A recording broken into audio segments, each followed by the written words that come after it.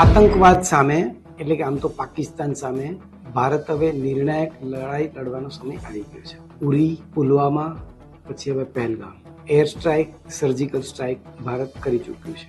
હવેનો જવાબ સ્વાભાવિક રીતે જ એનાથી વધારે ઉગ્ર હશે. ભારતની પ્રજાની અપેક્ષા પણ આવી જ છે. ભારતની પ્રજા સામે ઇઝરાયલ અને ગાઝા એક જડબાતોડ જવાબ આપવા માટેનો બેન્ચમાર્ક છે. ભારત હવે શું કરશે, ક્યારે કરશે અને કેવી રીતે કરશે, અને એ પહેલા અત્યારે શું થયું અને કેવી રીતે થયું એની વાત.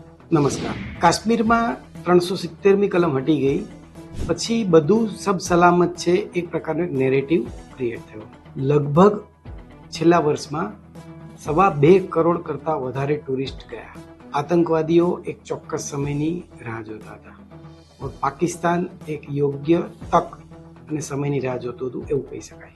પાકિસ્તાનને આ હુમલા પછી ચિંતા વધી ગઈ છે અને લગભગ તમામ અખબારોનો શું રહેવો છે કે પાકિસ્તાનમાં ચિંતા છે.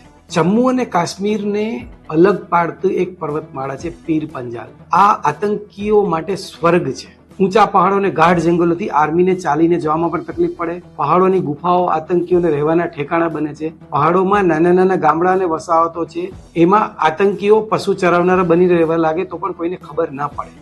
આતંકવાદીઓની મોડસ ઓપરેન્ડી આ વખતે સમજવા જેવી હતી. આ આતંકવાદીઓએ જે હેલ્મેટ પહેર્યા હતા એવું કહેવાય છે, અને એમાં કેમેરા હતા, અને આ કેમેરાથી બધું રેકોર્ડિંગ, એમણે જે નરસંહાર કર્યો છે એનું રેકોર્ડિંગ થઈ ગયું છે.